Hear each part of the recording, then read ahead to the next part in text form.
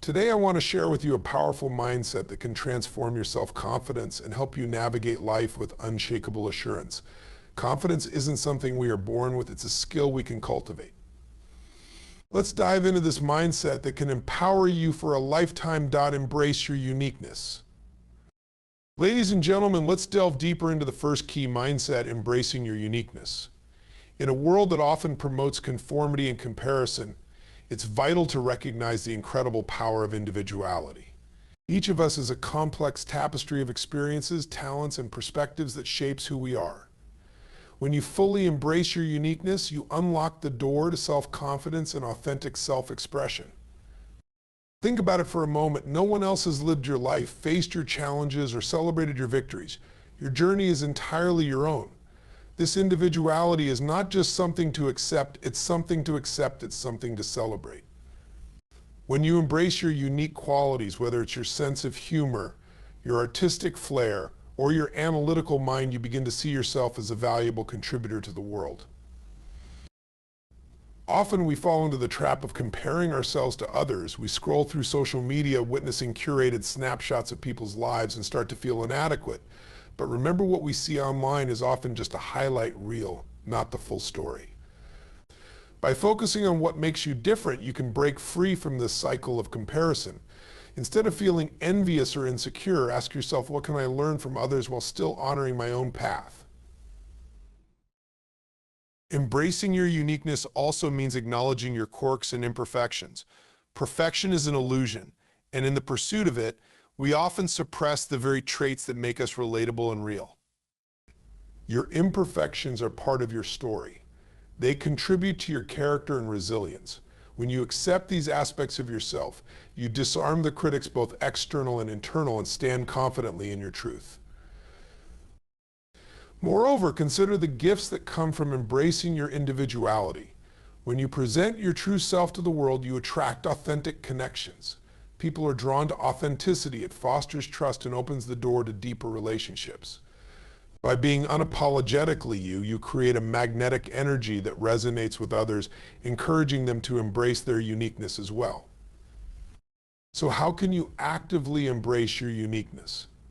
Start by reflecting on what makes you you. What are your strengths? What are your passions? Make a list of qualities that you love about yourself, no matter how big or small. These aren't just traits, they are your superpowers. Next, practice self-acceptance. This means letting go of the need for approval from others. Challenge societal norms that dictate how you should think, look, or act. Give yourself permission to be your authentic self without seeking validation. Remember, the right people will appreciate you for who you are, not for who you think you should be. As you embrace your uniqueness, you will find that confidence follows. When you stand tall in your individuality, you send a powerful message to yourself and those around you. I am worthy, I am enough, and I have something valuable to offer. This mindset shift can serve as the foundation for everything else you want to achieve in life. Now let's explore the second key mindset, setting clear goals. This principle is a cornerstone of self-confidence and personal growth. Goals provide direction, motivation, and a sense of purpose, allowing us to navigate our journeys with clarity and intention. When you set clear goals, you transform your dreams from abstract ideas into actionable plans, giving yourself a roadmap to follow. First, let's discuss the importance of specificity. Vague goals like I want to be successful or I want to get fit often lead to confusion and a lack of motivation. Instead, take the time to define what success means to you personally. What does being fit look like? Setting specific, measurable goals is essential. For instance, rather than saying, I want to be healthier, you could set a goal like I will exercise for 30 minutes, 5 times a week. This clarity not only makes your objectives more attainable, but also allows you to track your progress effectively. Next, consider the significance of setting both short-term and long-term goals. Short-term goals act as stepping stones toward your larger ambitions. They create a sense of momentum and accomplishment. For example, if your long-term goal is to run a marathon, a short-term goal might be to complete a 5K run in the next 3 months. Achieving these smaller milestones not only boosts your confidence, but also reinforces the belief that you are capable of reaching your ultimate aspirations. It's equally important to ensure your goals are realistic and attainable. While it's fantastic to aim high, setting goals that are too ambitious can lead to feelings of overwhelm and frustration. Instead, consider the concept of the stretch zone. This is where your goals challenge you without pushing you so far outside your comfort zone that you feel paralyzed. Aim for goals that encourage growth while still feeling within reach. As you establish your goals, don't forget to make them time-bound. Assigning deadlines creates a sense of urgency and helps you prioritize your efforts. For instance, rather than saying, "I want to learn a new language," you could set a goal like, "I will complete an online language course by the end of the year." Deadlines keep you accountable and provide a clear timeline for your progress. Now let's talk about the power of visualization. When you set clear goals, take a moment to visualize your success. Picture yourself achieving your goals in vivid detail. What does it feel like? What do you see around you?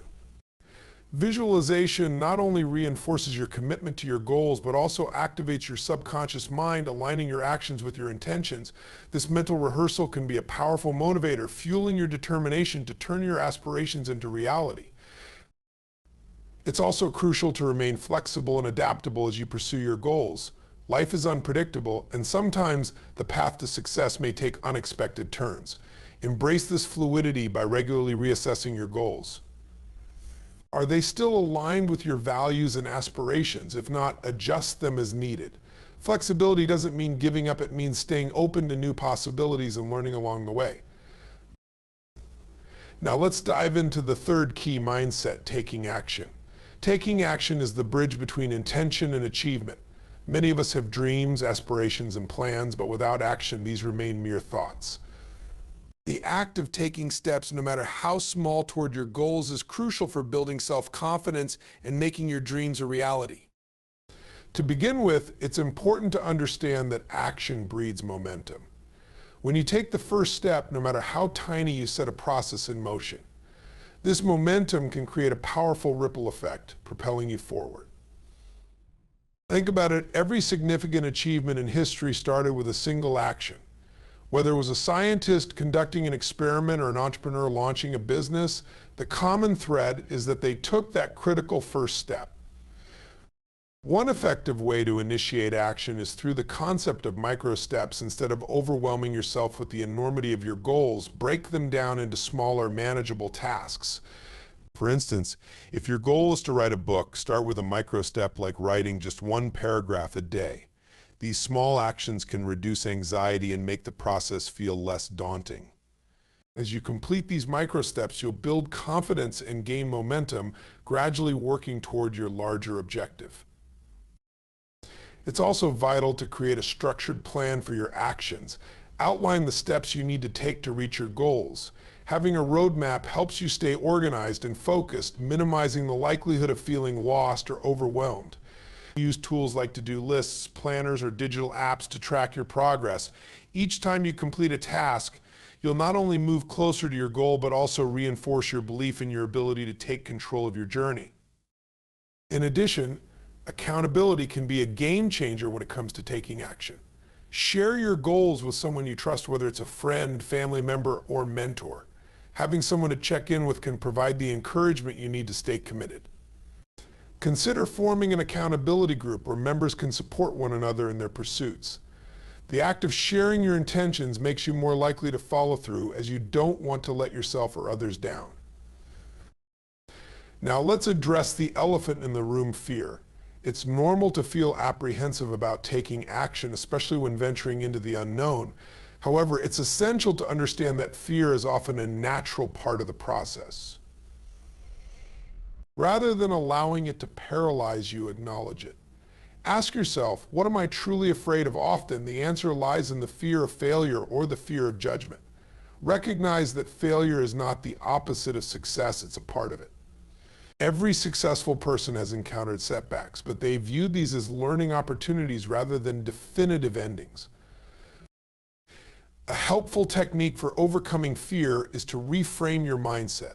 Instead of focusing on the worst-case scenario, visualize a positive outcome. Picture yourself successfully completing the task at hand. This mental shift can help reduce anxiety and encourage you to take that crucial step forward. Furthermore, embrace the idea of being a lifelong learner. Each action you take is an opportunity to learn and grow. Whether you succeed or stumble, there is always a lesson to be gleaned. Adopt a mindset of curiosity and experimentation. Ask yourself what you can learn from each experience and use this knowledge to inform your next steps. This approach not only reduces the pressure to be perfect, but also empowers you to take more risks and seize opportunities. Another vital aspect of taking action is consistency. Success is rarely an overnight phenomenon. It often results from sustained effort over time. Commit to taking action regularly, even when motivation wanes. Developing a routine can help establish consistency. Whether it's dedicating a specific time each day to work on your goals or integrating small actions into your daily life, consistency will build a sense of discipline and commitment that reinforces your self-confidence. Now, let's explore the fourth key mindset: practicing positive self-talk. This is an incredibly powerful tool that can significantly influence your self-confidence, mindset, and overall well-being. The way we communicate with ourselves shapes our beliefs, attitudes, and ultimately our actions. By cultivating a habit of positive self-talk, you can transform your internal dialogue into a source of strength and empowerment. To begin, let's understand what self-talk really is. Self-talk refers to the thoughts and internal conversations we have with ourselves throughout the day. These dialogues can either be positive or negative, and they can greatly impact our emotions and behavior. Research has shown that negative self-talk often leads to feelings of self-doubt, anxiety, and low self-esteem. Conversely, positive self-talk fosters resilience, motivation, and confidence. One of the first steps in practicing positive self-talk is to become aware of your current internal dialogue. Pay attention to how you speak to yourself, especially in challenging situations. Do you criticize yourself harshly when you make a mistake? Do you undermine your achievements with self-doubt? This awareness is crucial because recognizing negative patterns is the first step toward changing them. Once you've identified negative self-talk, it's time to challenge those thoughts. Ask yourself, is this thought true? Is it helpful? Often, negative thoughts are based on unfounded fears or exaggerated perceptions. For instance, if you think I'll never be good at public speaking, challenge that belief. Reflect on past experiences where you succeeded or improved through practice. Replace that negative thought with a more empowering statement such as, I am capable of improving my public speaking skills and every opportunity is a chance to grow.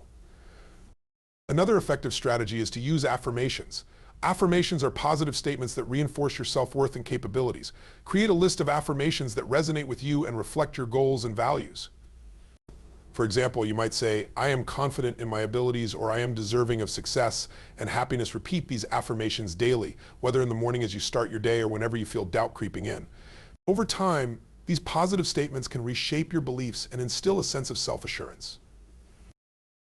Visualization is also a powerful companion to positive self-talk.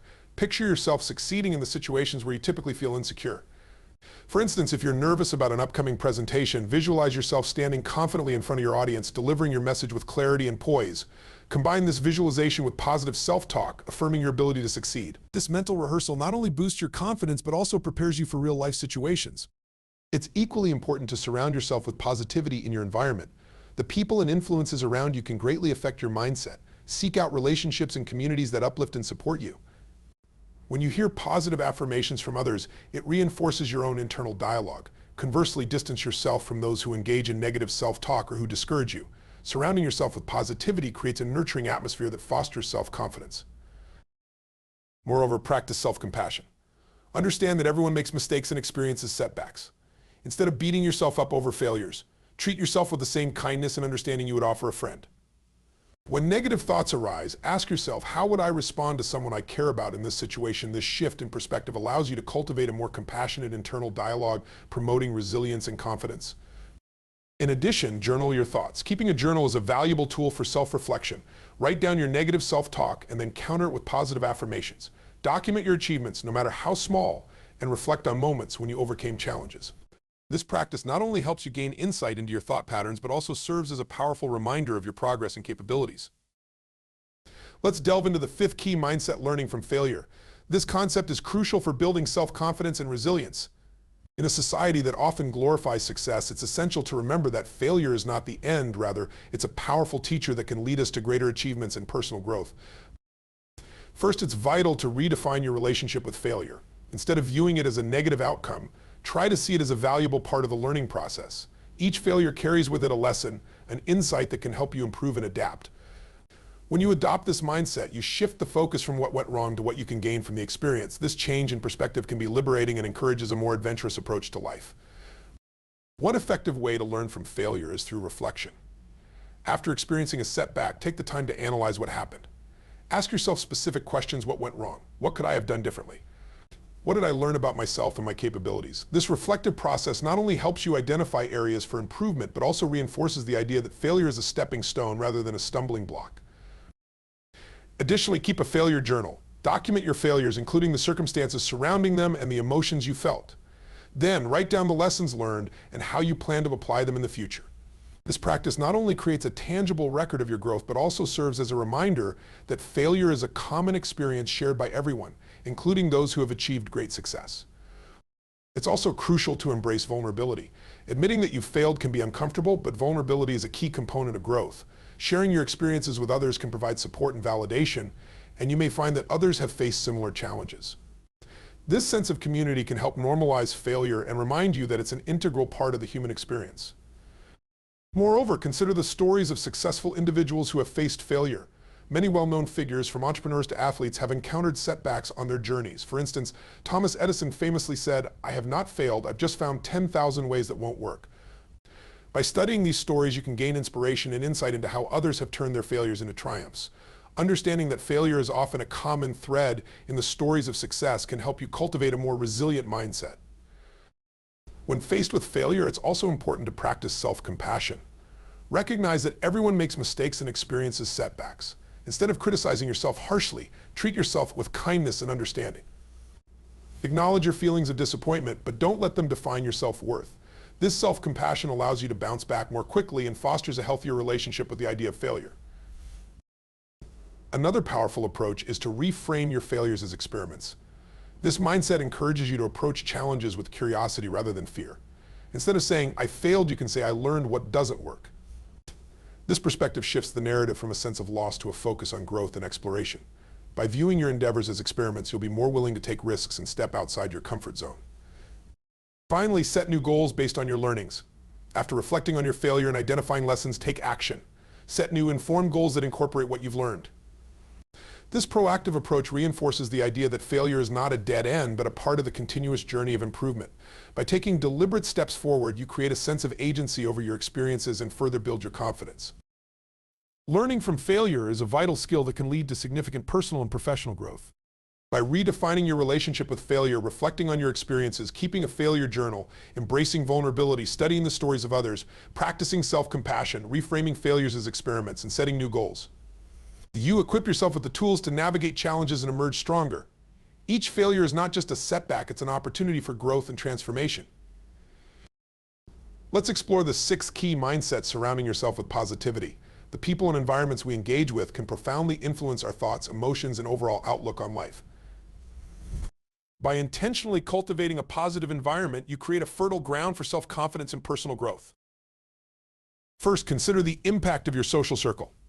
The individuals you choose to spend time with can either uplift you or drain your energy. Surrounding yourself with positive, supportive people fosters an atmosphere of encouragement and motivation.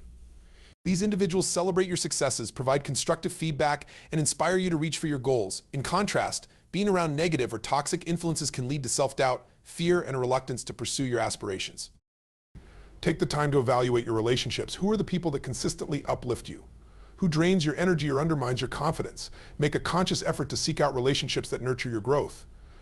This may involve spending more time with friends who share your interests, joining supportive communities, or finding mentors who inspire you. Surrounding yourself with those who embody positivity can create a network of support that empowers you to be your best self. Additionally, consider the role of positive role models. These can be individuals in your life or figures you admire from afar, authors, speakers, or public figures. By studying their journeys and learning from their experiences, you can cultivate a mindset of possibility. Their stories can serve as reminders that challenges are surmountable and that success is attainable. Whether through books, podcasts, or documentaries, immersing yourself in the narratives of those who embody positivity can fuel your motivation and inspire action. Moreover, be mindful of your digital environment. In today's interconnected world, social media plays a significant role in shaping our perceptions. Curate your online presence by following accounts that promote positivity, inspiration, and empowerment. Unfollow or mute those that perpetuate negativity, comparison, or self-doubt. Your online interactions should reflect the supportive and uplifting atmosphere you want to cultivate in your life. By intentionally shaping your digital landscape, you create a space that reinforces your self-confidence and encourages personal growth. In addition to people and digital influences, consider the physical environment around you. Your surroundings can have a profound effect on your mindset. Create a space that inspires positivity. This might include decluttering, adding elements that make you happy, or surrounding yourself with reminders of your goals and achievements. Incorporating plants, artwork, or motivational quotes can enhance your environment and serve as daily reminders of your aspirations. Another powerful practice is to engage in positive affirmations and gratitude. Start or end your day by listing things you are grateful for or affirming your strengths. This practice not only shifts your focus toward the positive aspects of your life, but also fosters a sense of abundance and fulfillment. By cultivating gratitude, you develop a mindset that appreciates what you have, further reinforcing your self-confidence. Additionally, seek out experiences that elevate your mood.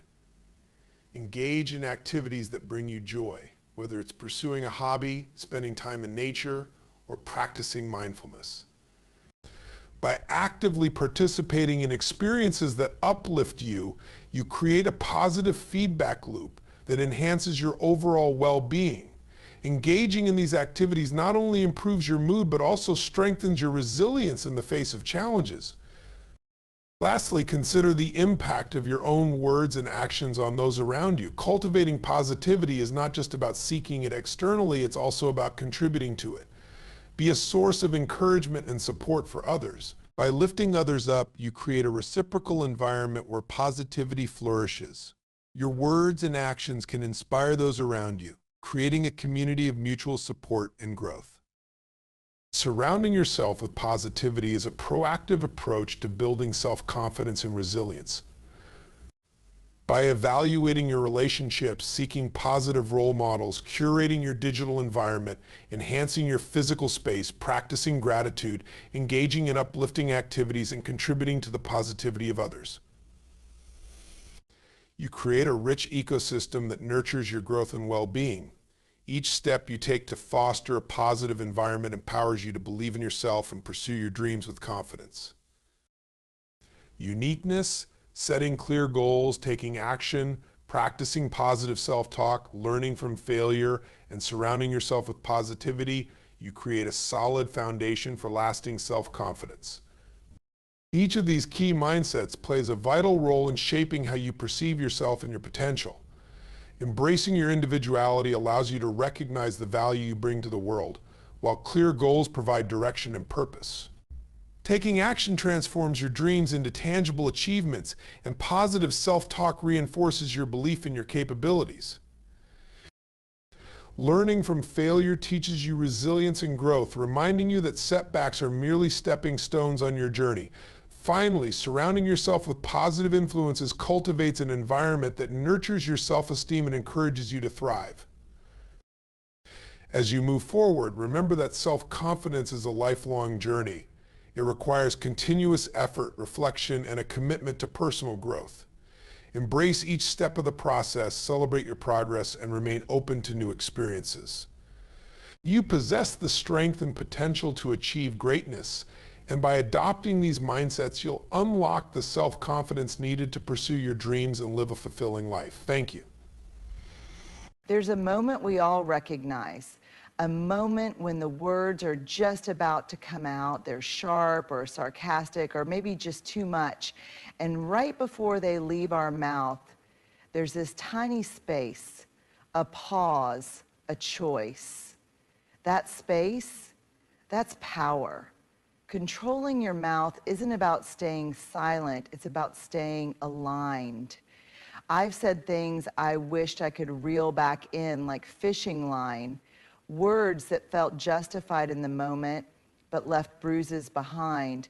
So many of us speak from pain instead of truth, from fear instead of clarity, but our words are not just sounds, they are seeds. And every word we speak plants something in our relationships, in our homes, in our own hearts. Then there's the mind. Oh, the stories it tells. Mine can go from you're doing okay to you're an imposter, everyone's going to find out in about 30 seconds flat. It's wild how loud the inner critic can be when we're tired, stressed, or just scrolling too much. Controlling the mind doesn't mean silencing it, it means challenging it, naming the lies before they name us. It means taking a breath and asking, is this true? Is this helpful? Is this kind? Now let's talk about money. Money is so much more than numbers. It's a mirror. It reflects how safe we feel, how worthy we believe we are, and what we were taught, spoken or unspoken, about value. Some of us spend to numb. Some of us hoard to feel safe. Some of us avoid looking at our finances like a teenager hiding a bad grade. But when we start to manage our money with presence, not panic, something shifts. It becomes less about having control over it and more about being in right relationship with it. Here's the truth. Controlling your mouth, mind, and money is not about perfection. It's about integrity, about making choices with intention. It's about stewardship. And yes, it's hard sometimes, especially when we're triggered, tired, or feel like everything's spinning too fast. But choosing to pause before speaking, to question our thoughts before believing them, and to plan with our money instead of reacting with it, that's not just control, that's courage. Every time we speak, we're planting something. It might not bloom today or even tomorrow, but it's going into the soil of someone's heart, mind, or spirit, and eventually it will grow. Sometimes we plant encouragement. A simple, you've got this, or I believe in you, can take root in someone who's just barely hanging on. And other times, let's be honest, we plant bitterness. We say something sharp, sarcastic, dismissive, maybe because we were frustrated, maybe because we were hurting.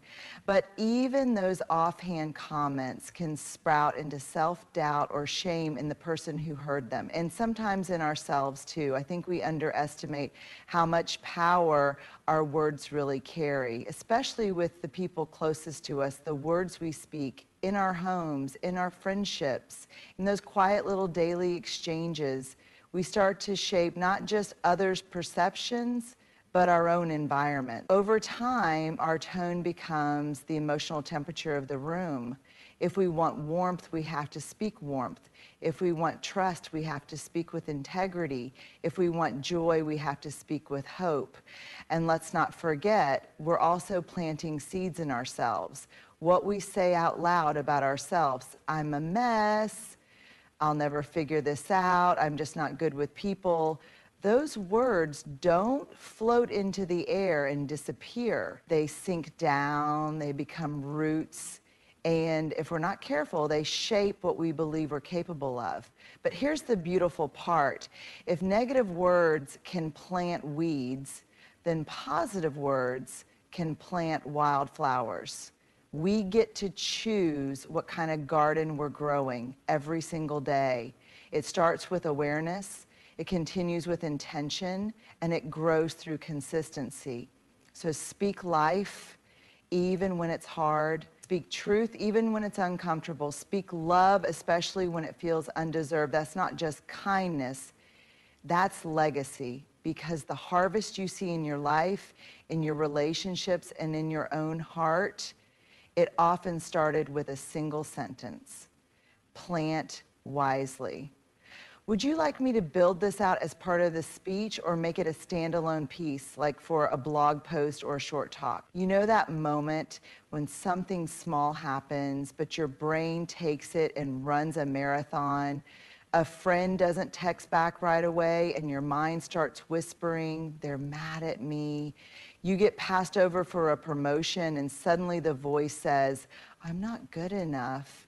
Someone laughs across the room and the thought flashes, they're laughing at me, aren't they? And just like that, a story begins. The mind is a master storyteller, and when it's left unchecked, when we're tired, overwhelmed, insecure, or just ungrounded, it doesn't write facts. It writes fiction, not because we're dramatic or broken, but because the brain is wired to protect us. It's trying to make sense of uncertainty. It's trying to predict outcomes, fill in gaps, and avoid pain.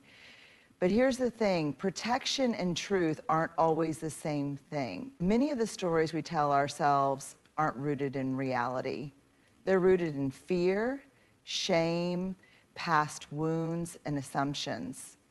And if we don't catch them, if we don't pause and question them, they start to shape how we see everything. Ourselves, other people, opportunities, the future. We start playing defense in situations that don't require it. We get reactive instead of responsive. We shut down emotionally, not because something is truly wrong, but because our brain convinced us we're under attack. Unchecked, the mind will say things like, you're too much, you're not enough, they don't care, you're gonna mess this up, why even try? But here's the truth, just because a thought appears doesn't mean it's real. Just because your brain says it doesn't mean your soul has to believe it. That's where awareness comes in. That's where we get our power back. We can pause and say, is this a fact or is this story I'm creating? We can ask what else could be true. We can choose to stay grounded in what's real instead of what's rehearsed. And sometimes the bravest thing we can do is say, that thought is not mine to hold. Because when we check the mind, when we meet it with compassion and curiosity, we stop being dragged around by our fears. We start telling new stories, healthier ones that are rooted in truth, grace, and possibility. Let the mind be creative, yes, but let the heart be the editor. When we think about money, we often think about numbers. We think about bank balances, paychecks and bills. We think about what we have in our accounts and how much is left after the month's expenses. But money is more than just an external object. It's a reflection, a mirror of what's happening inside of us. We've all heard the saying that money is just a tool, and while that's true in a way, it doesn't quite capture the deeper, more complex relationship we have with it. Money is also a story. It carries emotions, beliefs and energy that often stem from our past experiences, our upbringing, and how we see our own worth in the world. Think about it. How many times have you found yourself in a tight spot financially and felt like a failure? Or on the flip side, how many times have you felt a sense of pride when your bank account is looking healthy, as if it somehow proves you're on the right track? Our relationship with money often reflects our inner sense of value, how worthy we feel, how safe we believe we are, and how much control we think we have over our lives. Some of us use money to feel secure. We hoard it, save it, and guard it like a precious treasure, convinced that having more will protect us from the world's uncertainties. But underneath that behavior, there's often a fear that if we don't have enough, we won't be safe, we won't be okay. And that fear, when left unchecked, can lead to constant anxiety about our financial situation, no matter how much we have in the bank. Others might be more carefree, spending money freely as a way to feel valued or important. We buy the things we think will make us happy, believing that the right pair of shoes, the latest gadget, or the dream vacation will fill an emotional void. But even then, the purchases don't deliver the promised satisfaction. Instead, they leave us chasing more, thinking that more will finally fill the gap, only to find that the emptiness remains. Money doesn't lie, it reflects what's happening inside of us. If we don't feel worthy, we may find ourselves avoiding money altogether, avoiding bills, avoiding savings, avoiding conversations about wealth, or we might feel like we have to prove something to the world, spending recklessly to show that we've made it, even if we don't feel we have. But here's the thing, our relationship with money can change when we start looking inward. When we start understanding that how we handle money, how we save, how we spend, how we worry about it, isn't just about the numbers, it's about the narrative we've created around those numbers. It's about what we believe we deserve. It's about how we've been conditioned to think about safety, worth, and freedom. Imagine this. What if instead of viewing money as a way to either escape our fears or prove our worth, we saw it as a means of creating balance in our lives? What if we began to view money as energy? It's neither good nor bad, it's neutral. It's how we use it that matters. When we start to shift our internal story, when we move from fear to trust, from scarcity to abundance, our external reality begins to reflect that. We start making choices that feel more aligned with our values, not just our wants. We create financial habits that reflect not just our need for security, but our ability to believe that we are capable of handling whatever comes our way. We begin to budget, save, and spend from a place of empowerment rather than anxiety. Money can't fix everything, but it can give us the freedom to create the life we want if we're willing to take control of the narrative we've been telling ourselves about it. Think of your financial habits as a mirror into your relationship with yourself. When you start to treat yourself with kindness and self-respect, that energy will translate into how you handle your finances. You'll begin to make choices that reflect self-worth and self-trust rather than fear and scarcity. And in doing so, your financial situation will begin to transform, not because you healed the inner stories that used to control it. Remember, money's not just a measure of what you earn, it's a reflection of who you are and what you believe you deserve. When you shift your inner world, your outer world will follow. Money, like everything else in life, becomes a tool for growth, connection, and opportunity, rather than a source of stress or validation. Silence, reflection, and budgeting are brave acts of self-respect. In a world that constantly pushes us to do more, be more, and have more, the idea of slowing down can feel like an act of rebellion. Yet within that slowing down, within the quiet moments of silence, the time we spend reflecting, and the discipline of budgeting, lies a powerful form of self-respect. It's not always easy, it's not always glamorous, but it's courageous. Let's start with silence. In a society dominated by noise, whether it's the buzz of technology, the constant stream of social media, or the chatter of daily life, silence feels like a luxury. It feels like something we have to earn. But in reality, silence is a choice. And it's often the choice we resist the most because it asks us to face ourselves. When there's no noise, no distractions, we are left with our thoughts. The truth is, it's far easier to drown out the discomfort of self-reflection with the constant hum of life. But in that stillness, something remarkable happens. We begin to hear our own voice. Not the voice of our fears or the noise of the world, but the quiet whisper of our intuition, the one that reminds us of who we are and what we truly need. Taking moments of silence isn't about avoiding life or escaping our responsibilities. It's about tuning into the deeper part of ourselves that's often drowned out. Silence is an act of self-respect because it says, I deserve to listen to myself. In a world that values busyness and productivity, choosing silence is a courageous reminder that your inner peace is not negotiable. Then comes reflection. We are all so busy. We rush through our days, ticking off boxes, meeting deadlines, and trying to keep up with the expectations we set for ourselves or that others set for us. Reflection is the opposite of that hustle. It asks us to stop, to pause, to take a step back and look at the bigger picture. Reflection is the practice of being intentional about our actions, thoughts, and choices. It allows us to ask, is this the path I truly want to walk? Am I living in alignment with my values? Are my decisions serving my long-term well-being? Or am I just reacting to the pressure of the moment? Taking time to reflect is an act of bravery because it requires vulnerability. It's so easy to keep moving forward without checking in. It's much easier to stay busy than to pause and face the reality of where we are. But reflection is where growth happens.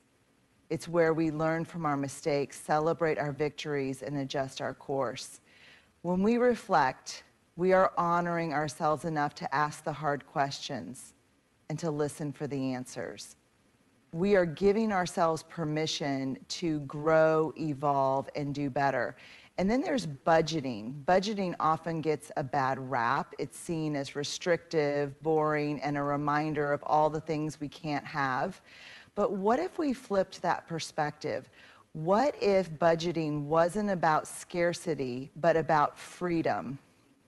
Budgeting is, at its core, about making intentional choices with your resources. It's about deciding in advance how you want to invest your time, energy, and money so that they align with your values and goals. And in doing so, you create space for what truly matters. In a culture that glorifies instant gratification and living beyond our means, budgeting is an act of radical self-respect. It says, I am worthy of having the life I desire, and I am willing to be responsible in order to create it. Budgeting isn't just about numbers, it's about boundaries, priorities, and respect for what you've worked for. It's about choosing how you spend your money instead of reacting to your impulses, and most importantly, it's about self-discipline, not as a form of punishment, but as an act of self-love. When we budget, we are saying, I care enough about my future to make intentional choices today. We are taking control of our financial destiny rather than letting our circumstances control us. And that takes courage, it takes patience, it takes self-respect. Together, silence, reflection, and budgeting represent a powerful trifecta of self-care. They are the practices that ground us, that allow us to step away from the noise of the world and to reconnect with our deepest desires and values. These practices are not always easy. They don't always feel exciting in the moment, but they are acts of bravery. In choosing silence, we choose peace. In choosing reflection, we choose growth. In choosing budgeting, we choose our future. And perhaps the most courageous thing we can do in a world that's constantly telling us to go faster, buy more, and do more is to simply slow down, tune in, and be intentional. To say, I am worthy of the space and time it takes to honor myself. And when we do that, we don't just survive, we thrive. In a world that often equates control with power, power over others, power over situations, power over circumstances, it's easy to misunderstand what true control really is. We tend to think of control as a strict, rigid force, something that forces us to suppress our desires, our emotions, or our impulses.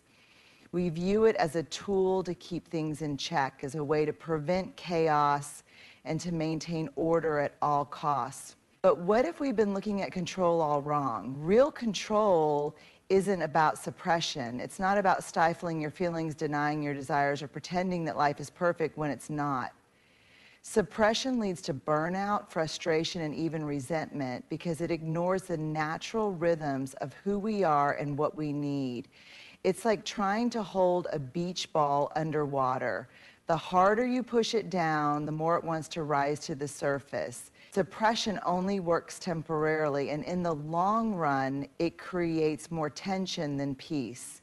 True control, however, is about conscious stewardship.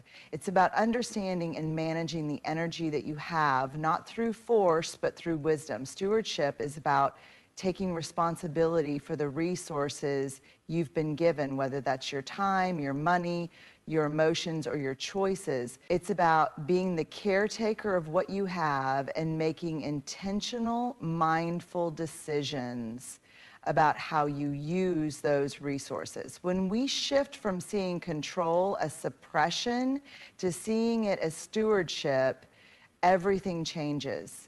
It's no longer about pushing things down or pretending we're fine when we're not. It's about being with ourselves, being aware of what's happening within us, and choosing how we respond.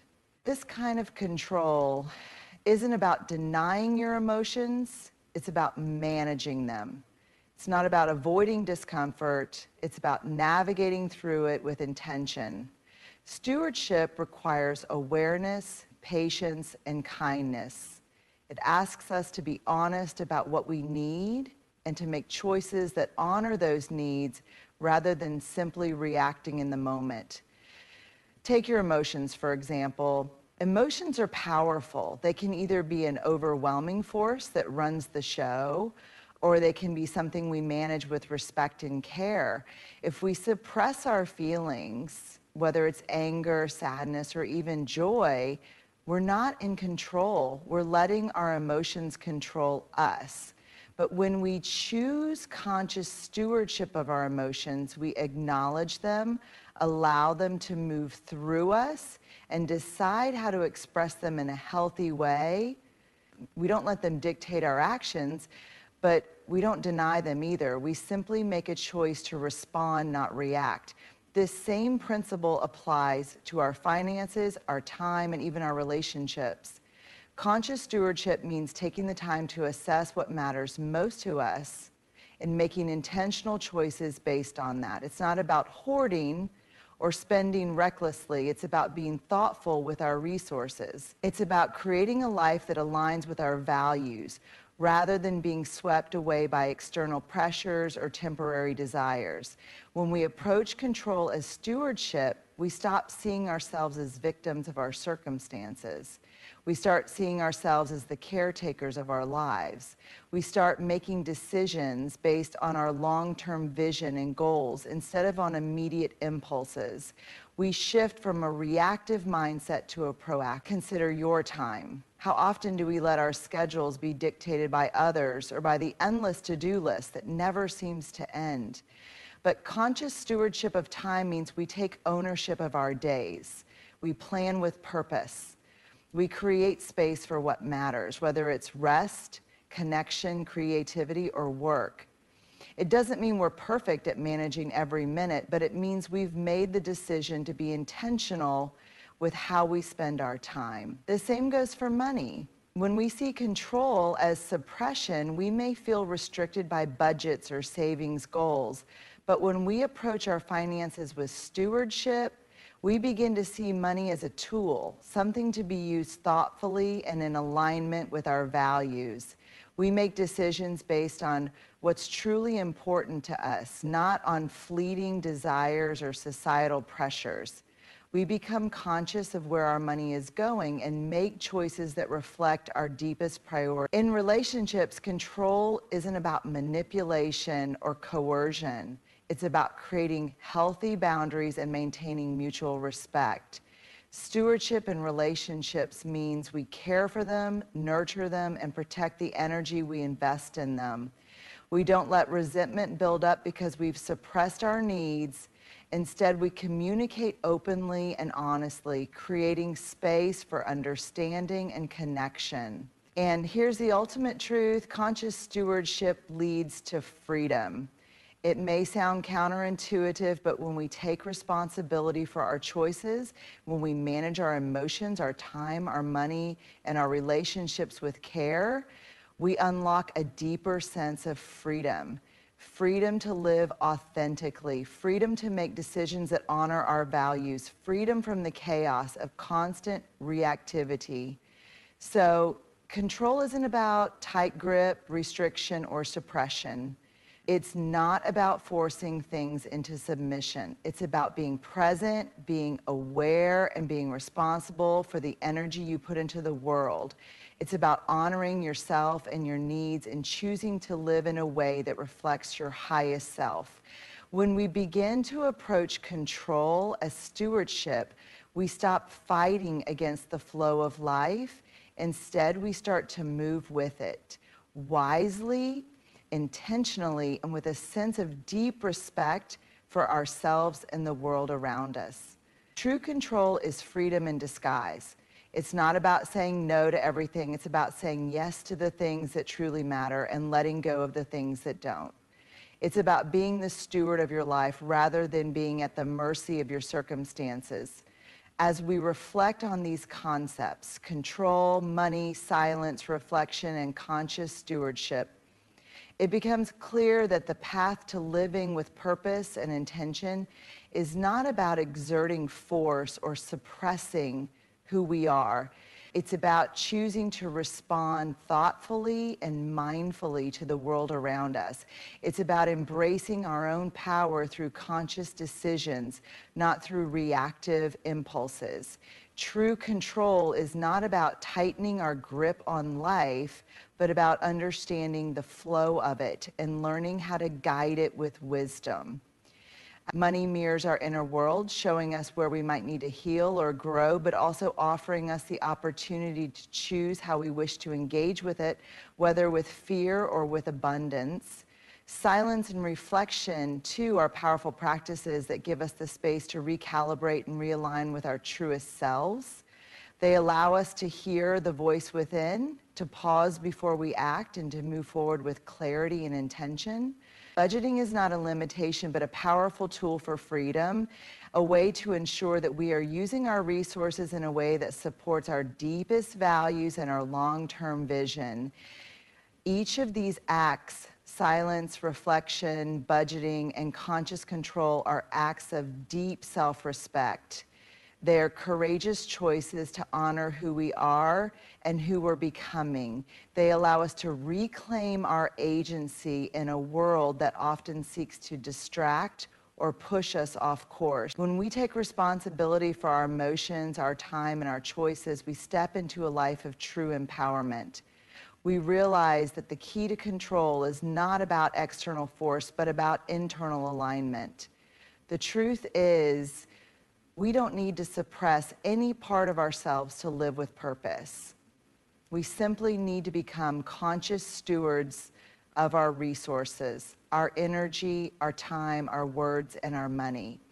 When we do this, we are not only honoring ourselves, but also creating a life that is intentional, fulfilling, and aligned with the very essence of who we are. Let us walk forward with this understanding. The life we lead is not one of suppression or reaction. It is one of conscious choice, brave reflection, and empowered stewardship. The way we choose to manage ourselves and our resources determines the quality of the life we create. So let's choose wisely with intention and with respect for ourselves and for the world we are shaping. We ask this question in whispers when the room is quiet, when the memories sting, and when the longing feels heavier than the truth. Did the narcissist really love me? Love at its core is an invitation to see and be seen. It's about holding someone's heart with tenderness, honoring their pain, and celebrating their joys, not just when it's convenient, but even when it's uncomfortable.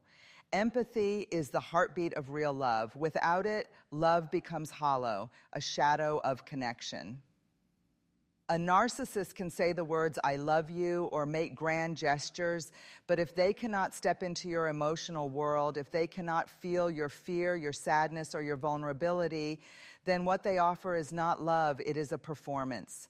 They may listen superficially, nod in agreement, or give you fleeting moments of attention, but true empathy requires presence, patience, and the willingness to sit with someone else's pain without judgment. Love without empathy leaves you questioning your worth. It leaves you doubting your feelings, wondering why your needs matter less than theirs. In a relationship with a narcissist, you might feel like you are constantly giving and adjusting, but never truly being understood. That is because they cannot give what they do not possess, the ability to fully see you as a separate, whole human being with needs and emotions deserving of care. Real love does not exhaust the receiver emotionally, it nourishes them. Real love does not manipulate or twist your reality, it validates it. When someone lacks empathy, every act of love becomes a test, a transaction, or a tool to maintain control. And that is why love without empathy is not love. It is a mimicry, a shadow that lingers, leaving you longing for a warmth that was never truly there. At first, it feels intoxicating. The calls, the texts, the grand gestures, they make you feel seen, desired, important, yo. You start to believe that this flood of attention is proof of love. But attention alone is not love. It's only the surface, the glittering mask that hides the absence of true connection. Affection is quiet. Affection is steady. It doesn't need to dazzle or perform. It's the little things that persist when no one is watching. The check-in when you're down, the warm glance that reassures you, the gentle touch that says, I see you, I hear you, you matter. Attention, on the other hand, is often loud, fleeting, and self-serving. It's about the moment, about how you make the other person feel in service of their ego or control. The narcissist is a master of attention. They can sweep you off your feet, overwhelm your senses, and make you feel like the center of their world. But this attention is conditional, strategic, and designed to elicit a response. It's a tool, not a testament of love. They give attention when it serves them, when it feeds their need for admiration, or when it secures your compliance. True affection doesn't calculate, it simply is. When you rely on attention as a measure of love, you are set up for constant uncertainty. One moment you feel adored, the next abandoned. One day your heart swells with warmth, the next it aches with confusion. Affection nourishes, attention manipulates, affection builds safety, attention creates dependency. And the line between the two is where so many of us lose ourselves, believing that the fire of attention is the same as the light of love. To discern the difference, look for consistency. Look for depth. Look for someone who shows up not because they want something from you, but because they value you, your essence, your feelings, your humanity. That is the quiet, steady pulse of real love. Anything else, as intoxicating as it may feel, is only attention in disguise. Real love does not come with strings attached. Real love does not measure your worth based on how useful, compliant, or entertaining you are. It doesn't vanish when you set boundaries, have needs, or express yourself authentically. It is steady, unwavering, and accepting, even when the world outside is chaotic. The narcissist's love, however, is entirely conditional. It depends on how well you play the role they've written for you. When you meet their expectations, when you cater to their ego, when you bend and reshape yourself to fit their vision, you are rewarded with approval, praise, and attention. But the moment you assert your needs, make a mistake, or simply exist outside of their control, their affection withdraws. Suddenly, you are left questioning your worth, desperate for the love that once seemed so abundant. Conditional love teaches you to doubt yourself. It teaches you that your feelings, your desires, and your boundaries are negotiable. It trains you to prioritize their happiness over your own, to shrink, to censor, and to hide pieces of yourself that deserve to be honored. In this kind of relationship, love is not a safe haven. It is a ledger, a transaction, a constant balancing act where your value is measured by your compliance. And the truth is, love that is conditional is not love at all. Love that only exists when you conform, perform, or sacrifice your authenticity is a reflection of the other person's need, not your worth. It is control masquerading as affection, manipulation disguised as care. Recognizing this truth is painful but liberating, because when you see that their love had conditions, you understand that the problem was never you. You were not too much, too sensitive, or too demanding. You were simply expecting something real, something human, something that they were incapable of giving. And in acknowledging that, you reclaim, wow, our right to a love that is unconditional, steady, and nourishing, the love that you were always worthy of receiving. One of the most painful truths about being involved with a narcissist is this: they don't fall in love with who you are. They fall in love with the image of themselves that they see in you. You become a mirror, reflecting back their ego, their desires, their ideals. When you shine with admiration, when you validate their greatness, when you appear perfect through their eyes, they call it love. But it is not love. It is self-obsession dressed in charm. Your feelings, your needs, your individuality, these were never truly the focus. The real you, with your vulnerabilities, your dreams, and your boundaries, often felt like an obstacle rather than a gift. The narcissist only loved what you gave them, the version of yourself that fit into their story. The authentic, imperfect, deeply human you was left unseen, uncelebrated, and at times even criticized. This is why you may have felt like you were constantly walking on eggshells, like nothing you did was ever enough, or like you were always trying to earn the love that seemed to appear and disappear unpredictably. You were not failing to love them enough. You were failing to be the reflection they demanded. Understanding this distinction is painful but powerful. It reveals that the problem was never your value, your worth, or your capacity to love. It was the narcissist's inability to truly see another human being. You were loved not for you, but for the image they could project onto you. And once that image no longer served them, the warmth, the attention, and the care vanished. When you recognize this, it changes everything.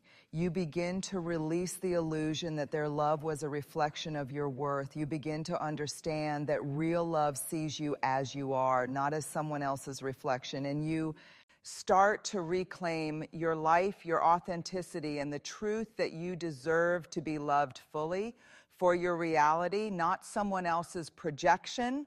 One of the most confusing and damaging things about being in a relationship with a narcissist is that control often masquerades as care. At first, it can feel protective, even comforting. They tell you they are looking out for you, trying to help, or just concerned. And because we all want to be loved and supported, it's easy to mistake their controlling behavior for genuine care. But real love never requires manipulation. True care is liberating. It creates space for growth, trust, and autonomy. Control, on the other hand, suffocates. When a narcissist tells you what to do, who to see, or how to feel, it's not love, it's dominance dressed up as devotion. When they guilt you into compliance or shame you for asserting boundaries, it is not protection, it is a cage. They may frame their criticism as helpful advice, their jealousy as passion, or their restrictions as concern for your safety. Yet all of these tactics serve one purpose: to maintain power over you, to dictate the terms of your life, and to reinforce their own sense of superiority. Their care is conditional, transactional, and always self-serving. This distortion can leave you doubting your own perception. You start to question, am I overreacting? Am I ungrateful? Am I too sensitive? And in doing so, you give away pieces of yourself, shrinking your world to fit within their control. But control disguised as care is never nurturing. It is a form of emotional captivity. Recognizing this is both painful and freeing. It teaches you that love cannot be measured by how tightly someone tries to hold you. It is measured by how freely they allow you to exist. True love does not limit your choices, it expands them. True love does not shame your desires, it honors them. True love does not manipulate your emotions, it embraces them. Understanding that control disguised as care is not love allows you to reclaim. Aim your boundaries, your voice, and your freedom. It allows you to see the difference between genuine affection and manipulation, between support and domination. And most importantly, it reminds you that love should never be a prison. It should always feel like home. In the world of narcissists, love often comes wrapped in spectacle. There are flowers, surprise trips, elaborate apologies, and dramatic declarations. At first, these gestures feel magical. They sweep you off your feet, make your heart race, and create the illusion of a deep, passionate connection. You begin to believe that this is the proof of love, the evidence that they care more than anyone else ever could. But the truth is that these grand gestures are rarely about you at all. They are about image, control, and self-validation. They are designed to reset the stage after they have hurt you, to manipulate your emotions, and to reinforce the narrative they want you to believe. A lavish apology does not erase the pain of repeated betrayal. A dramatic surprise does not make up for a lack of empathy, attention, or respect. The narcissist's gestures are strategic. They are tools to regain your compliance, to draw attention away from their shortcomings, and to ensure that the spotlight remains on them. They are performances, not proof of emotional depth. And when the excitement fades, the underlying patterns, the criticism, the neglect, the manipulation reappear, leaving you exhausted and questioning your reality. This can be confusing because on the surface it feels like love. The gestures are powerful, intoxicating, and addictive. They appeal to your desire for romance, connection, and validation. But the key difference is consistency. Real love doesn't rely on drama or theatrics. It shows up quietly, steadily, and reliably, even in mundane, unremarkable moments. It is present in the small acts of care that don't require a spotlight. Recognizing that grand gestures were about them, not you, is liberating. It teaches you that you do not need to be dazzled to be loved. It reminds you that true love, there is a profound truth in the question itself. Did they really love me? The fact that you are asking it, feeling the uncertainty, carrying the doubt in your chest, this is your intuition speaking. Deep down, your heart has already felt the answer. Love, real love, does not leave you guessing. It does not make you question your worth, your perception, or your sanity.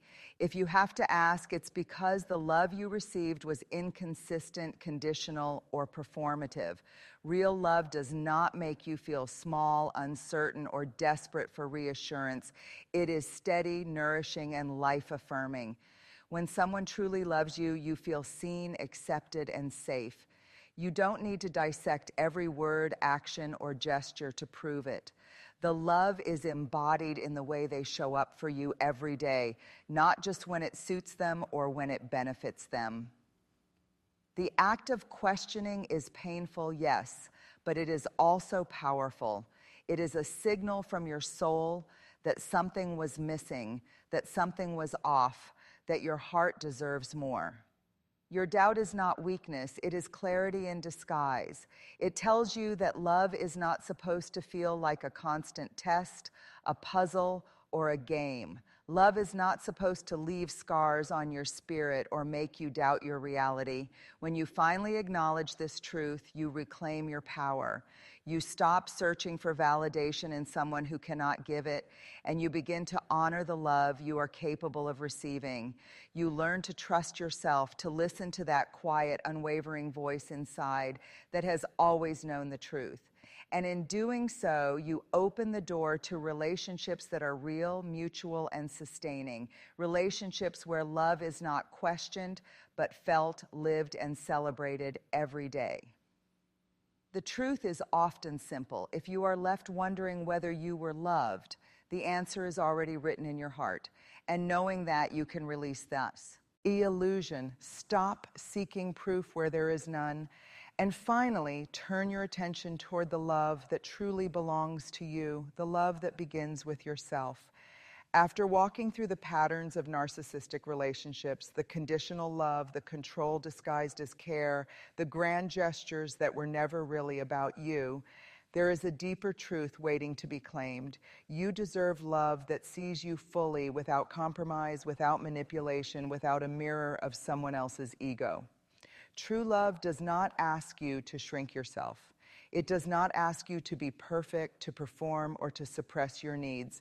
It meets you in your humanity, embraces your imperfections, and celebrates your uniqueness. It is steady in the mundane moments, gentle in your vulnerability, and present even when life is messy. It validates your feelings, honors your boundaries, and allows you to be exactly who you are. You deserve love that does not waver based on your compliance, love that does not vanish when you express your truth, love that encourages your growth rather than controls your choices, love that gives you space to breathe, to laugh, to cry, and to flourish. This is not idealistic fantasy. It is your right. It is the standard of care every human heart is worthy of. When you understand this, a profound shift occurs. You stop investing your heart in someone who cannot see you. You stop mistaking attention for affection, performance for love, and control for care. You begin to redirect your energy to the relationships that are real, mutual, and sustaining. And most importantly, you begin to cultivate a love within yourself that is steadfast, nurturing, and unwavering, the foundation for all other love to grow upon. Claiming this truth is radical, courageous, and transformative. It reminds you that the love you thought you lost was never the measure of your worth. Your capacity tied to love, your heart and your spirit are whole, complete, and deserving of a love that sees you fully. No longer reflections, no longer conditions, no longer illusions. True love is here waiting full.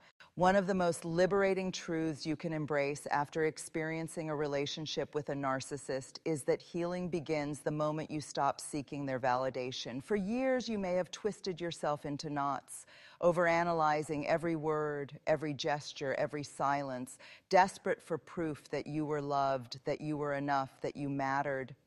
But the truth is, their validation was never a reliable measure of your worth. Narcissists withhold, manipulate, and distort the truth to serve their needs.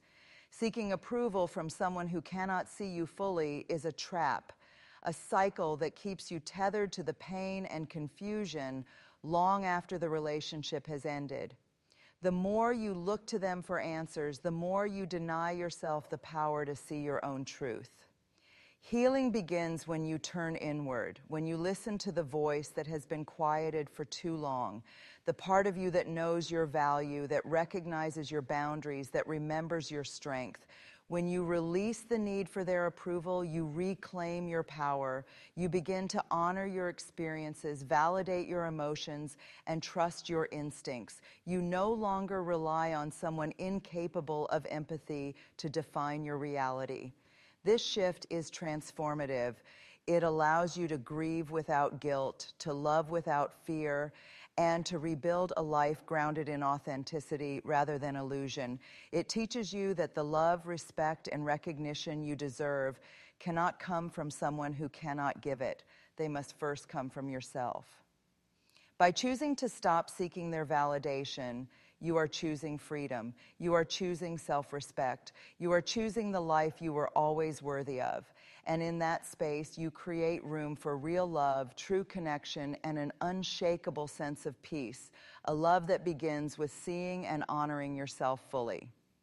So did the narcissist really love you? The truth, as painful as it may feel, is that what they offered was never the steady, nurturing, and unconditional love that your heart deserved. Their love was conditional, performative, and rooted in control and self-interest. The attention, the grand gestures, the words, they were never about you. They were about them. But here's the most important truth. Your heart was capable of love. You gave, you cared, and you showed up fully, even when they could not meet you there. That love was never wasted. It is a testament to your humanity, your empathy, and your courage. Now, the question is no longer about them. The question is about you. How will you honor your worth? How will you reclaim the love that begins with yourself? Healing begins when you stop seeking validation from someone who could not see you and start trusting your own heart. Healing begins when you recognize that you deserve love, that sees you fully, that respects your boundaries, and that celebrates your reality, not someone else's reflection. You are worthy of steady, nurturing, and unconditional love. You are worthy of care without control, attention without manipulation, and connection without conditions.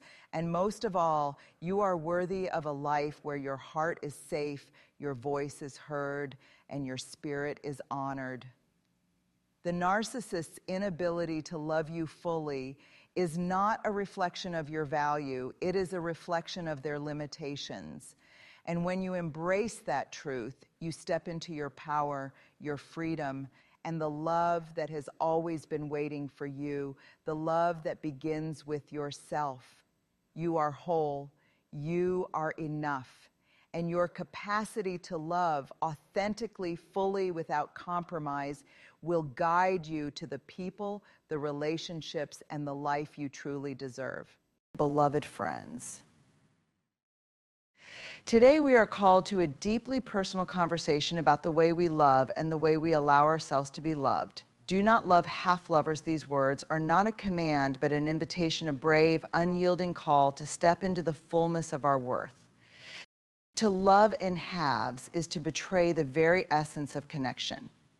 True love that fills us, sustains us, and allows us to flourish, demands all of us, and in return offers all of the other.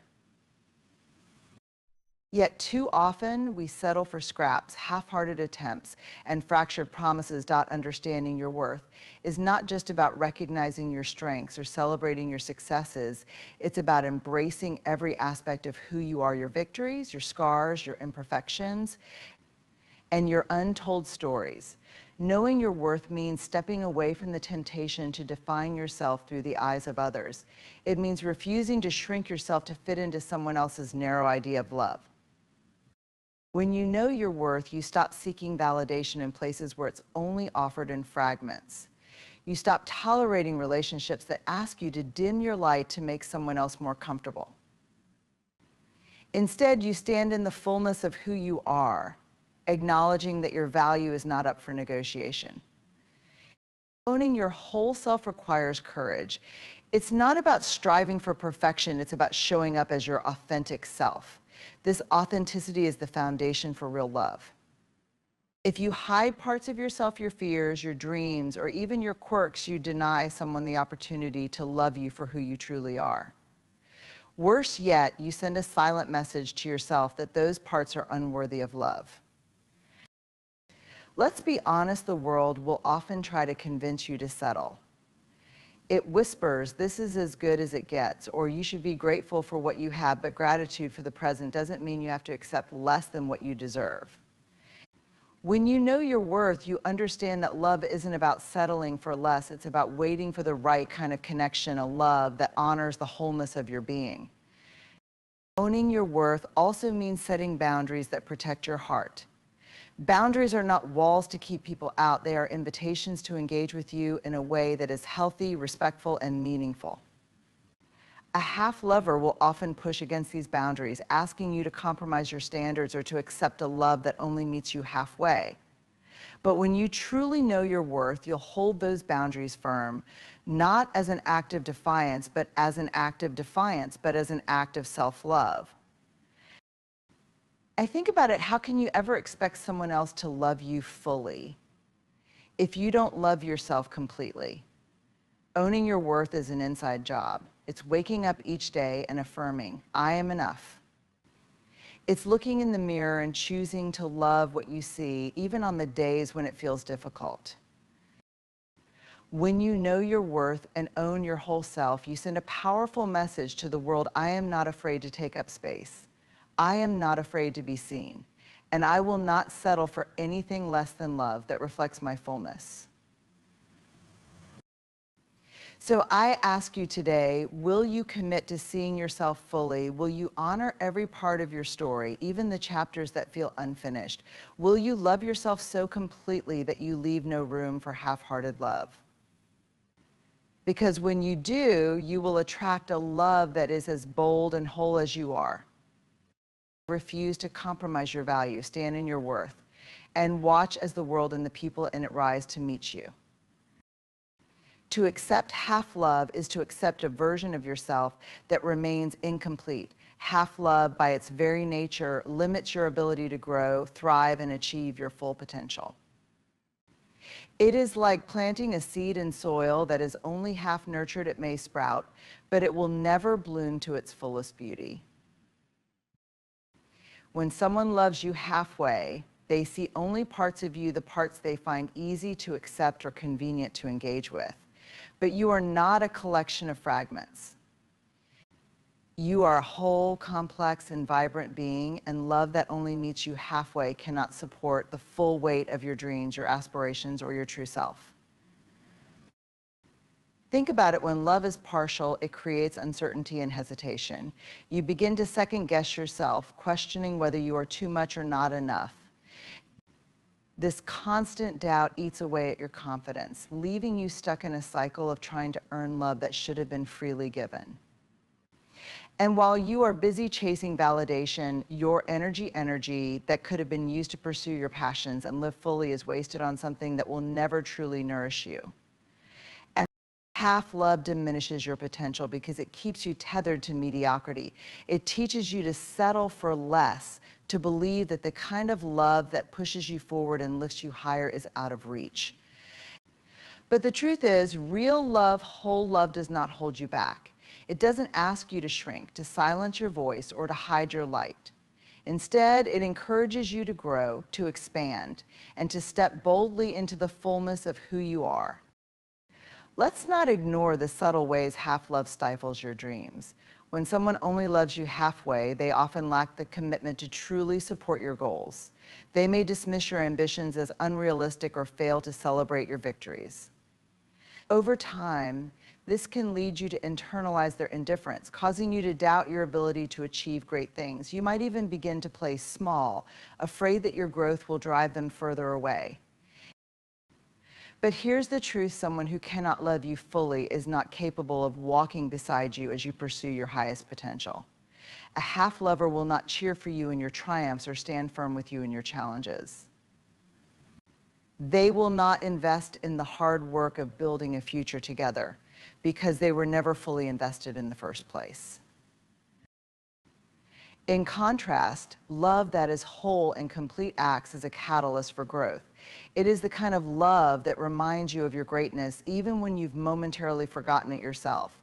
It pushes you to take risks, to dream bigger, and to believe that the impossible is within reach. This kind of love doesn't just accept who you are today, it inspires you to become everything you are capable of being. So why settle for anything less? Why tether yourself to a love that limits your horizons instead of one that expands them?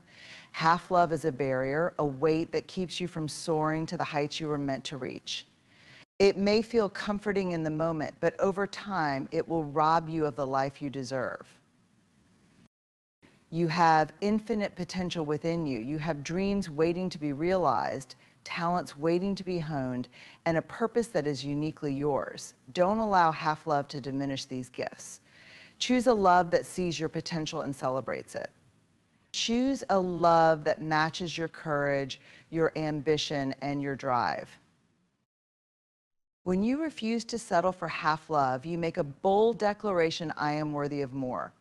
I am worthy of love that uplifts, inspires, and propels me toward my destiny. And when you make that choice, you open the door to a future that is not just filled with love, but also filled with possibility. Never forget, half love will always hold you back, but whole love will set you free. Choose freedom. Choose freedom. Choose fullness. Choose the kind of love that allows you to become everything you were meant to be. Love, true love, is not the easy choice. It's not the path of least resistance, nor is it something that fits neatly into the spaces left over after we've prioritized everything else. Love is brave. It demands vulnerability, courage, and the willingness to face the parts of ourselves that we often try to keep hidden. It asks us to show up fully, not just when it's comfortable or convenient, but especially when it's not. Half love is convenient. It's the kind of love that surfaces when it's easy, when life is smooth, when there's no conflict, no sacrifice required. It shows up in fleeting moments, but retreats at the first sign of challenge. This kind of love feels good in the moment, but lacks the depth and resilience needed to weather life's storms. It's like a fair weather friend present only when the sun shines, but nowhere to be found when the clouds roll in. But love, real love, is brave. It's the willingness to stand firm in the messy, unpredictable reality of human connection. It's choosing to stay when the walls feel like they're caving in. It's looking at another person, flaws and all, and saying, I see you, I'm here, I'm not leaving. Being brave in love means being willing to be vulnerable. Vulnerability is terrifying because it requires us to expose the most tender, unguarded parts of ourselves. It's showing someone your fears, your insecurities, and your scars and trusting them not to look away. And it's also being willing to hold space for someone else to do the same. This is not convenient. It's not something that happens on a timeline that suits you. Vulnerability comes when it's least expected and often when it feels least manageable. But it is in these moments that love becomes real. Courage in love also means being honest with yourself and with the person you're choosing to love. Half-love thrives on half-truths, on pretending that everything is fine when it's not, on avoiding the difficult conversations that could lead to deeper understanding. Real love demands the bravery to say what's hard to say, to hear what's hard to hear, and to commit to working through it together. Convenient love avoids discomfort. Brave love embraces it. Brave love recognizes that discomfort is often the doorway to growth, both individually and as a couple. It understands that love is not about never experiencing conflict or pain, but about navigating those moments together with integrity and compassion. It's about saying, I'm willing to do the hard work because you are worth it, and we are worth it. Love that is brave also requires consistency. It's not about grand gestures or fleeting moments of passion. It's about showing up every single day, even when you don't feel like it. It's about making the choice again and again to prioritize the relationship, to invest in it, and to nurture it. This kind of commitment isn't always convenient. It means sacrificing time, energy, and sometimes even your own comfort for the sake of the other person and the bond you share. But here's the beauty of brave love: it transforms you. It stretches you in ways you didn't think were possible. It teaches you resilience, empathy, and the capacity to hold space for another human being. It shows you the depth of your own heart and the strength of your own spirit. Love that is brave isn't perfect, but it's real. It's raw and honest and beautiful in its imperfection. It doesn't always have the answers, but it's willing to find them. It doesn't promise that the road will be easy, but it promises that you won't have to walk it alone. When you settle for love that is convenient, you miss out on the transformative power of brave love. You miss out on the kind of connection that challenges you, supports you, and helps you become the best version of yourself. So I urge you, don't be afraid to love bravely. Don't be afraid to step into the discomfort, the vulnerability, and the uncertainty.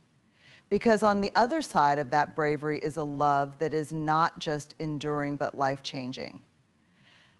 Love isn't about finding what's easy, it's about choosing what's worth it. And brave love, though it may be the hardest thing you ever do, is always worth it. Half love is the illusion of connection without the responsibility of commitment. It's the kind of relationship that looks like love on the surface, but lacks the depth, the sacrifice, and the unwavering dedication that true love demands. Half love is easy to fall into because it doesn't require us to face the hard truths about ourselves or the other person. But here's the truth: half love is not love at all, it's an escape. When someone loves you halfway, they are choosing convenience over commitment. They want the benefits of companionship without the effort it takes to truly build a life with someone. They want to feel close without being vulnerable. They want your presence without truly investing in your soul. Half love thrives in avoidance. It avoids hard conversations, sidesteps deep emotions, and retreats at the first sign of difficulty. It doesn't dig into the messy, complicated reality of human connection, because that requires effort, patience, and a willingness to stay even when it's uncomfortable. Half love opts for the path of least resistance, leaving both people unfulfilled and disconnected. Let's be honest, commitment is not for the faint of heart. It requires showing up fully, even when it's inconvenient, uncomfortable, or downright hard. It's about choosing the other person, not just when they're at their best, but also when they're struggling, when life is messy, and when the future feels uncertain. Commitment says, I am here, not because it's easy, but because you are worth it. Half love, on the other hand, says, I'm here for now, but only as long as it serves me. The danger of half love is that it keeps you stuck in a cycle of unfulfilled longing. It gives you just enough to keep you hopeful, but never enough to truly satisfy your heart. It creates a dynamic where you're always waiting for them to show up, to choose you, to commit fully. But waiting for half love to become whole is like waiting for rain in a drought. It may look promising, but it will leave you parched. Half love also stifles growth. When someone is only halfway committed to you, they are not fully invested in your journey, your dreams, or your potential. They may applaud your successes from a distance, but they won't stand beside you in the trenches. Real love requires two people who are equally committed to lifting each other up, pushing each other forward, and building something meaningful together. Half love doesn't have the foundation to support that kind of growth. And here's the hard truth, half love is often born out of fear. The person offering it may be afraid of being hurt, afraid of losing their independence, or afraid of facing their own vulnerabilities. But fear is not the foundation of love. Courage is. Real love requires the courage to be fully present, fully honest, and fully committed. It requires the bravery to say, I choose you, not just in the good times, but in all times. If you find yourself in a relationship of half love, you have to ask yourself, is this enough? Are you willing to settle for partial connection, partial investment, and partial joy? Or do you want the kind of love that is whole, real, and transformative? Half love may feel safe because it doesn't demand as much of us. But safety is not the same as fulfillment. True fulfillment comes from the deep, abiding connection that only commitment can bring. It's about being seen, known, and loved, not just in pieces, but in your entirety.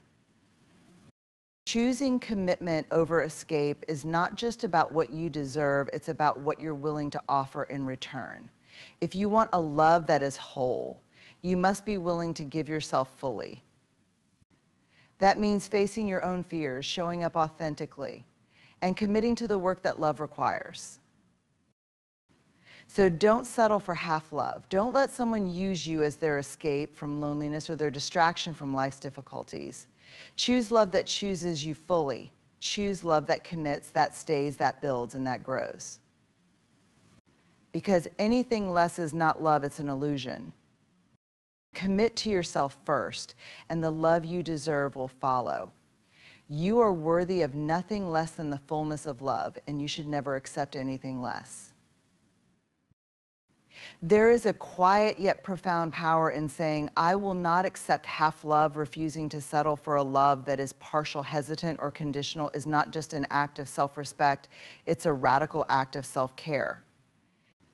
It's choosing yourself, your wholeness, and your well-being over the fleeting comfort of someone who cannot or will not love you fully. Half love whispers to you, take what you can get. Something is better than nothing, but that whisper is a lie. Half love is not something, it is a slow erosion of your spirit, your confidence, and your sense of worth. By refusing it, you are reclaiming the parts of yourself that might have been compromised, diminished, or ignored in an attempt to fit into someone else's limited capacity for love. At its core, self-care is about honoring your needs, your boundaries, and your desires. It's about protecting the sanctuary of your heart from people and relationships that deplete instead of nourish. When you say no to half-love, you are standing guard at the gate of your soul, refusing to let in anything that does not align with your value. You are affirming that your heart is a sacred space, deserving of care, respect, and fullness. Refusing half-love is not easy. Society often teaches us that it's better to have a fragment of love than to be alone. It glorifies relationships, even unhealthy ones, as markers of success or worth. But what society fails to acknowledge is that being alone is far better than being in the company of someone who only loves you halfway. Choosing solitude over half-love is not loneliness, it's liberation. It's making space for a love that is real and whole, even if that love begins with yourself. When you refuse half-love, you are making a statement, I am enough. You are declaring that your value does not depend on someone else's ability to see it. You are choosing to love yourself fully, even if someone else cannot. This is the foundation of true self-care, knowing that you are worthy of the love you give and the love you receive. Refusing half-love also sets a powerful standard for how others treat you. When you accept less than you deserve, you teach others that it's acceptable to give you less. But when you refuse to settle, you are sending a clear message, I will only accept what is real, whole, and true. This act of self-care is not just about protecting your heart, it's about setting the tone for every relationship in your life. This refusal requires boundaries, and boundaries are an essential part of self-care. Boundaries are not walls meant to keep people out. They are guidelines that show others how to love you. By saying no to half-love, you are reinforcing your boundaries and prioritizing your emotional health. You are saying, I deserve a love that lifts me up, not one that leaves me questioning my worth. Let's not forget the ripple effect of this radical act. When you refuse half-love, you inspire others to do the same. You show your friends, your family, and your community what it looks like to value yourself. You become an example of what it means to live authentically and with integrity. Your decision to prioritize self-care over settling creates a culture of empowerment and self-respect. There's a profound freedom that comes with refusing half-love. It frees you from the constant second-guessing, the endless compromises, and the quiet ache of knowing you're not being met fully. It opens up space in your life space that can be filled with joy, with peace, and with the kind of love that doesn't make you wonder if you're enough. By refusing half-love, you are giving yourself the gift of time and energy to invest in yourself. You are free to pursue your passions, nurture your dreams, and deepen your connection with your own heart. You are not waiting for someone else to complete you because you understand that you are already whole. Self-care is not selfish, it is survival. And refusing half-love is one of the most profound ways to care for yourself. It's a declaration of your worth, a protection of your peace, and a commitment to the kind of love that reflects the fullness of who you are. So let this be your reminder, you are not too much and you are not asking for too much. You deserve a love that mirrors your strength, your beauty, and your depth. Refusing anything less is not just an act of self-care, it's an act of self-love. Love is not meant to be a halfway endeavor. It is not a game of convenience, nor is it a light switch that can be turned on and off depending on the circumstances. True love in its purest, most transformative form demands that we show up fully, vulnerably, and without reservation. Anything less than full love is not love at all. It's hesitation masquerading as connection.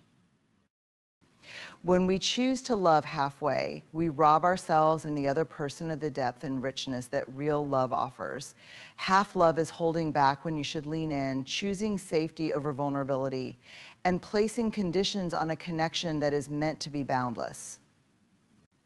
It's like planting a garden but refusing to water it daily. You can't expect it to bloom. Loving fully is an act of courage. It requires us to open ourselves completely to risk being hurt and to trust that the connection we're building is worth the effort. To love fully is to dive into the depths of another person's heart while allowing them access to your own. It's showing up not just when it's easy or convenient, but also when it's challenging, messy, or uncertain. It's saying, I see all of you and I choose you anyway. Half love, on the other hand, operates from a place of fear. It says, I'll love you, but only if it doesn't cost me too much. It hesitates, it doubts, and it retreats at the first sign of discomfort. But love that is not fully given is love that cannot fully grow. Relationships built on half love often crumble because they lack the foundation of trust, commitment, and mutual investment that full love provides. To love fully is to embrace both the beauty and the imperfection of another person. It's understanding that no one is perfect, yet choosing to give your all anyway.